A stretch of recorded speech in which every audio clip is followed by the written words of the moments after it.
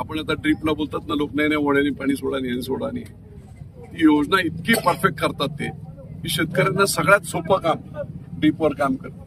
आणि म्हणून काही लोकांना मी तिकडे सुद्धा पाठवणार आहे, काही 1-2 बसेस पाठवले होते. त्यामुळे गुंजवणी क्लिअर झालं, एअरपोर्ट क्लिअर झालं. आज काल राहिलेले 700 एकर काल सकाळी कलेक्टर मी आणि रेस्ट हाऊसला मिटिंग घेतली. कुंभारवाड्यांच्या लोकांना नीट समजावलं, शक्य झालं तर थोडं कुंभारवाड वाचवण्यासाठी पुढे सरकवलं तर राठी जाईल, राठी वैयक्तिक माणूस आहे असं काहीतरी करून चांगल्या पद्धतीचा परतावा वगैरे निश्चित आणि रेट याच्या बाबतीमध्ये मी पुढे ते काम मुख्यमंत्र्यांशी बसून एकाच मिटिंगमध्ये फायनल होईल. एअरपोर्ट क्लिअर झालाय. 2 ते 3 महिन्यामध्ये पुढचं काम पैसे वाटपाचं सुरू होईल. 10,500 कोटी या भागात येणार. 10,500 कोटी. त्यामुळे आता मुली देत नाही ना कोण, लाईन लावून उभे राहतील. बापू कृपा.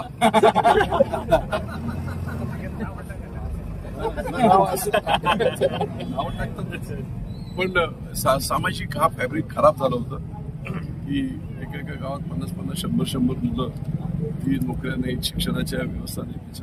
त्यामुळे ह्या सगळ्या याच्यातून डेव्हलपमेंटमधून प्रचंड फायदा आपल्या पुढच्या पिढ्यांना होणार आहे. आणि म्हणून गुंजवणी आयटी पार्क 10 एकर जर इन्फोसिसला दिलं तर 10 एकर मध्ये आयटी पार्क इन्फोसिसने बांधला तर मिनिमम इंजिनियर लागतात 50,000. त्यामुळे खूप मोठं नोकऱ्यांचं जे काम आहे ते त्याच्या माध्यमातून होणार आहे आणि फटाफट उभ्या राहतील. कारण तिकडे आता हिंजवडीला लोक कंटाळले आहेत ट्रॅफिकमध्ये, त्यामुळे सगळे इकडे येतील. चांबळी, उडीद आणि दिवे या 3 ठिकाणी 400 एकरची जागा आहे. त्याच्यावर आपण हे सगळं करतोय एक वेगळ्या पद्धतीने. म्हणजे मी त्यावेळेस 2008 साली बोललो की आता मुंबईला जाण्याच्या आमच्या नोकऱ्या संपल्या, मिलच्या असतील याच्या असतील.